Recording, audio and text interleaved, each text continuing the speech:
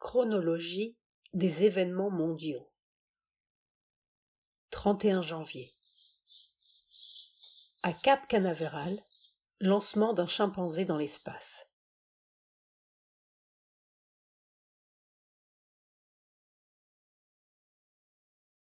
« 31 janvier 1961. À propos de l'expérience relatée le 24 janvier de la force supramentale qui réorganisait l'action de chaque centre de conscience. L'expérience s'était terminée par une transe profonde. J'ai coulé dans la transe. J'avais oublié de dire quelque chose de très important. Au moment où je suis revenu de la transe, j'ai eu une perception très concrète, positive, pas une compréhension mentale. Ça ne venait pas de cette partie intellectuelle de l'être qui comprend tout et explique tout, et qui, je crois, est symbolisée par Indra. Pas cette intelligence supérieure. Ça ne passait pas par cela du tout. Ce n'était pas mental. Il y avait une sorte de perception. Ce n'était pas vraiment une sensation. C'était plus qu'une sensation. Une sorte de perception du manque presque total d'importance de l'expression matérielle, extérieure, qui traduit l'état du corps, que les signes extérieurs, physiques, soient comme ceci ou comme cela, de cette façon-ci ou de cette façon-là, c'était absolument indifférent à cette conscience du corps. C'était la conscience du corps qui avait eu l'expérience de l'identité. Cette conscience du corps avait la perception de l'extrême relativité de l'expression la plus matérielle. Je traduis pour me faire comprendre, mais ce n'était pas comme cela au moment de l'expérience. Admets, par exemple, qu'il y ait un désordre dans le corps ici ou là. Pas positivement une maladie, parce que la maladie implique quelque chose d'intérieur qui est important. Une attaque, la nécessité d'une transformation, beaucoup de choses différentes. Mais l'expression extérieure d'un désordre. Par exemple, des jambes enflées ou un foie qui fait mal. Pas une maladie, un désordre. Un désordre dans le fonctionnement. Eh bien, tout cela était absolument sans importance. Ça ne change en rien la conscience vraie du corps. Tandis que nous avons l'habitude de penser que le corps est très troublé quand il est malade, quand quelque chose ne va pas. Ce n'est pas cela. Il n'est pas troublé comme nous le comprenons. Mais alors, qu'est-ce qui est troublé, si ce n'est pas le corps? Oh, c'est le mental physique. C'est cet imbécile de mental. C'est lui qui fait tout. Tous les embarras. Toujours. Ce n'est pas le corps du tout. Mais non. Le corps est très endurant. Mais qu'est-ce qui souffre alors? C'est aussi à travers ce mental physique. Parce que si on calme cet individu, on ne souffre plus. C'est justement ce qui m'est arrivé. N'est-ce pas? Ce mental physique se sert de la substance nerveuse. Si on retire ça de la substance nerveuse, on ne sent plus. C'est ça qui donne la perception de la sensation. On sait qu'il y a quelque chose qui ne va pas, mais on ne souffre plus. Ça, c'était très important. C'était une expérience très importante. Et je me suis aperçue après, petit à petit, surtout à partir d'hier après-midi et ce matin, que cette espèce de détachement indifférent est la condition essentielle pour que l'harmonie vraie puisse s'établir dans la matière la plus matérielle, la matière la plus extérieure, la plus matérielle. Mère pince la peau de ses mains.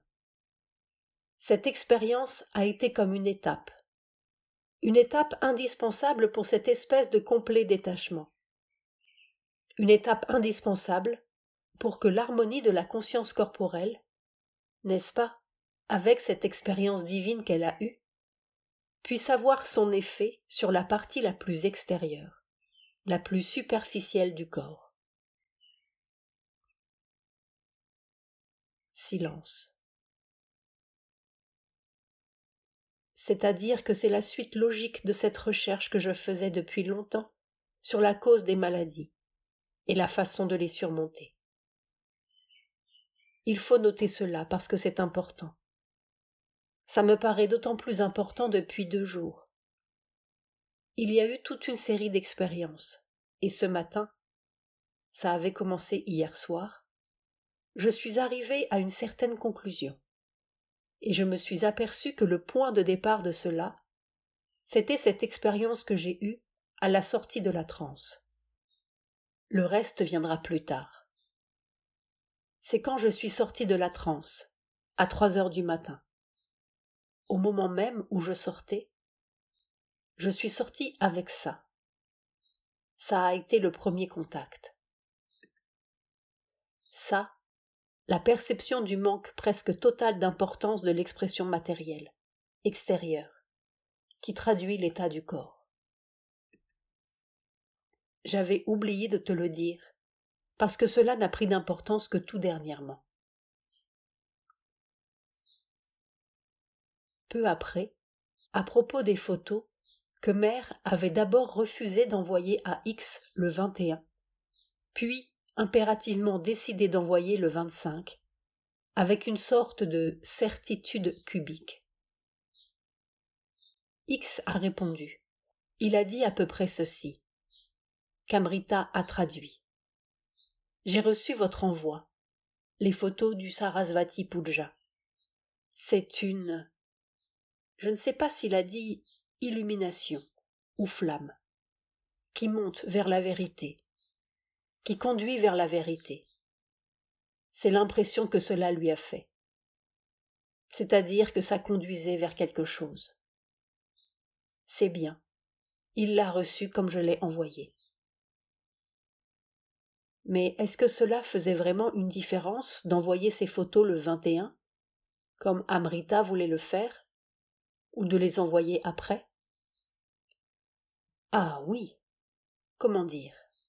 Le 21, il était encore possible que cet envoi crée une sorte de difficulté dans la conscience de X. Difficulté semi-consciente. À cause de tous les obstacles, toutes les contradictions. N'est-ce pas, tout ce qui venait lutter. Il est très sensible à ces choses. Je ne voulais pas le mettre en contact avec cela. Tandis que après, c'était... Ils avaient reçu leur tape sur la tête. Mère abat ses 2 mains d'un seul coup. Et il se tenait tranquille. Alors j'ai dit, bon, vous pouvez envoyer. J'évite toujours de le mettre en contact avec le domaine des luttes et des contradictions, parce qu'il est extrêmement sensible, et ça lui donne des difficultés. C'est pour cela que j'avais dit, non, ce n'est pas la peine. Et après, c'était très bien. Silence. Maintenant, j'ai commencé à lire ces hymnes. Les hymnes védiques, traduits par Sri Aurobindo. Oh, maintenant je comprends. Tout cela, c'était une préparation de Sri Aurobindo. Maintenant je comprends. Comprendre, c'est-à-dire que cela aide à faire un progrès. C'est cela que j'appelle comprendre. Je comprends la nature de certaines obstructions, de certaines difficultés. Je comprends ce qui permet à certaines forces de s'opposer. Très bien. Je n'en ai lu que 2. Quand je serai au bout, j'aurai probablement trouvé quelque chose. Après le travail, Mère se met à parler de sa traduction de la synthèse des yogas. J'ai eu une expérience à ce sujet il y a quelques jours. J'étais restée longtemps sans pouvoir travailler parce que je n'étais pas bien. Et puis mes yeux étaient très fatigués. Et il y a 2 ou 3 jours, je me suis remise à la traduction. Et puis tout d'un coup, je me suis aperçu que je voyais cela d'une façon tout à fait différente. Pendant ces quelques jours, quelque chose s'était passé. Comment dire ? La position de la traduction vis-à-vis du texte était différente. Alors j'ai repris la dernière phrase. Je n'en avais pas plus avec moi parce que je classe tous mes papiers au fur et à mesure. J'avais repris cette dernière phrase avec la dernière phrase du texte anglais. Oh, je me suis dit, mais voyons, c'est comme cela. Et j'ai tout corrigé, tout naturellement. C'était vraiment comme si la position était différente. Et après, quand j'ai lu, vraiment j'ai vu. Ce n'est pas encore parfait, c'est seulement en train. J'ai vu que j'ai dépassé le stade où on essaye de trouver une correspondance avec ce qu'on lit, c'est-à-dire une expression qui soit appropriée et suffisamment proche du texte. C'était la condition dans laquelle j'étais avant. Maintenant, ce n'est plus cela. C'est comme si la traduction venait spontanément. Ça anglais, c'est ça français. Très différent. Quelquefois très proche. Et alors, c'était assez intéressant. Tu sais que Sri Aurobindo aimait énormément la structure de la langue française. Il me disait que cette structure faisait un anglais bien meilleur, bien plus clair, bien plus puissant que la structure saxonne. Et très spontanément, souvent, en écrivant en anglais, il utilisait cette structure française. Quand c'est comme cela, la traduction s'adapte tout naturellement. On a l'impression que c'est presque écrit en français. Mais quand c'est la structure saxonne, c'était une équivalence qui me venait. Tandis que maintenant, c'est presque comme si quelque chose pensait au-dessus et disait « ça anglais, c'est ça français ». C'était là, c'était clair. Mais ce n'est pas encore permanent. C'est seulement quelque chose qui commence. Alors j'espère que d'ici quelque temps, ça va s'établir et il n'y aura plus de difficultés. En attendant, cela m'intéresse de voir le fonctionnement dans ton mental. Je crois que d'ici quelque temps, peut-être pas très très longtemps, nous pourrons faire ensemble le travail d'une façon intéressante. La difficulté, c'est le temps court. Le temps est trop court. Le disciple a de nouveau 7 heures de japa à faire tous les jours. Oui, c'est très très ennuyeux, mon petit. À qui le dis-tu ? Moi, toute ma vie, je n'ai pas le temps. N'est-ce pas, quoi que je fasse, que je parle à quelqu'un, que j'organise quelque chose, que je fasse un travail, c'est toujours trop court. J'ai toujours l'impression, oh, être tranquille pour faire cela. Quoi que ce soit, n'importe quoi devient intéressant si on peut le faire tranquillement, avec l'attitude qu'il faut, la concentration qu'il faut. Mais on est tout le temps bousculé par la chose suivante qui vient. Mais ça, c'est une insuffisance, et je le sais. Je le sais, je trouverai. Quand j'aurai trouvé, ce sera... Mais le temps n'est pas élastique. Si les journées avaient 3 heures de plus, ce serait parfait. Oui, mais c'est parce que nous sommes encore trop liés à la forme la plus extérieure. Tu ne peux pas t'imaginer la différence que cela fait. On fait la même chose, exactement de la même manière. Le geste est le même, et dans un cas, ça prend du temps. Dans l'autre, ça n'en prend pas. Et j'en ai eu l'expérience très concrète. Le matin, par exemple, j'ai un temps très court pour venir au balcon. C'est très limité, c'est très fixe et c'est très court. Il y a un certain nombre de choses qu'il faut que je fasse, et ce sont des choses tout à fait matérielles. On a l'impression que naturellement, le temps doit être toujours le même. Ce n'est pas vrai. Ce n'est pas vrai. Moi-même, j'en suis étonnée. Pour le japa, le contraste est le même. C'est absolument ahurissant. J'ai l'impression de dire les mots de la même manière, avec le même son, le même rythme exactement. Mais dans certains cas, avec une certaine attitude intérieure, le temps d'horloge est différent.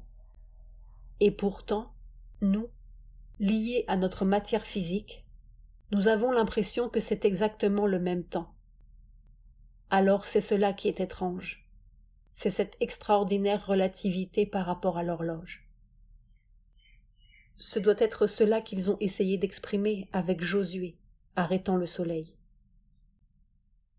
Il y a là quelque chose qui est à trouver, et qui est extraordinaire. Quand on aura trouvé ça, ce sera tout à fait épatant. Il y a quelques secrets comme cela. Je le sens comme des secrets. Et de temps en temps, c'est comme si on me donnait un exemple, comme si on me disait « Tu vois, c'est comme ça ». Alors j'en suis ahuri. N'est-ce pas? En langage ordinaire, on dirait « C'est miraculeux ». Ce n'est pas miraculeux, c'est quelque chose qui est à trouver. On trouvera.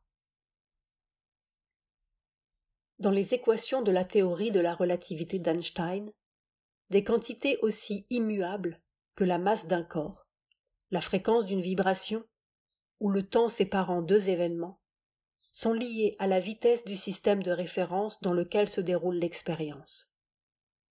Les récentes expériences spatiales ont permis de vérifier la validité des équations d'Einstein. C'est ainsi qu'une horloge embarquée sur un satellite en rotation constante autour de la Terre comptera 60 secondes entre deux tops sonores, alors qu'une horloge identique restée sur Terre marquera 61 secondes entre les deux mêmes signaux. Le temps se contracte avec la vitesse. Les écarts deviennent de plus en plus importants au fur et à mesure que la vitesse s'approche de celle de la lumière. C'est l'histoire du voyageur spatial qui revient sur Terre, moins vieilli que ses congénères. On passe dans un autre système de référence. Il est frappant de constater que les expériences corporelles de mer viennent très souvent recouper des théories de la physique moderne, comme si les équations mathématiques étaient le moyen de formuler dans un langage humain certains phénomènes complexes ou éloignés de notre réalité que Mère vivait spontanément dans son corps, peut-être à la vitesse de la lumière. Voilà, mon petit.